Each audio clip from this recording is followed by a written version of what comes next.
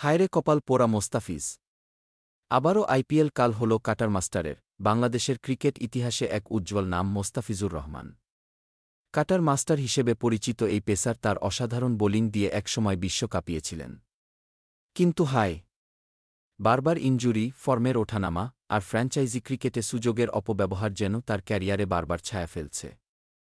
বিশেষ করে আইপিএল।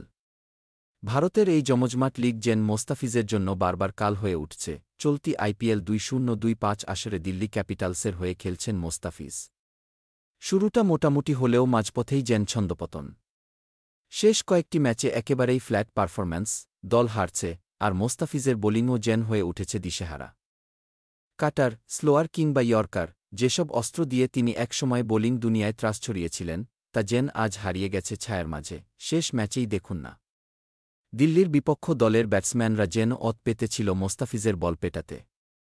4 ওভারে 5-2 রান, কোনো উইকেট নেই।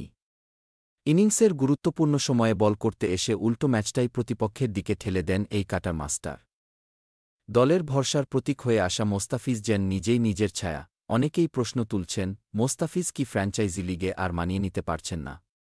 আন্তর্জাতিক ক্রিকেটে মাঝে মাঝে ঝলক দেখা গেলেও আইপিএলের মতো প্রতিযোগিতামূলক আসরে তার বোলিং আজকাল আর কার্যকর থাকছে না। এর পেছনে কি শুধুই বোলিংয়ে বৈচিত্র্য কমে যাওয়ার দায়, নাকি মানসিক চাপ ও আত্মবিশ্বাসের অভাবও ভূমিকা রাখছে? বিশেষজ্ঞদের মতে, মোস্তাফিজের একসময়ের অজেয় অস্ত্র কাটার এখন আর তেমন কার্যকর নয়।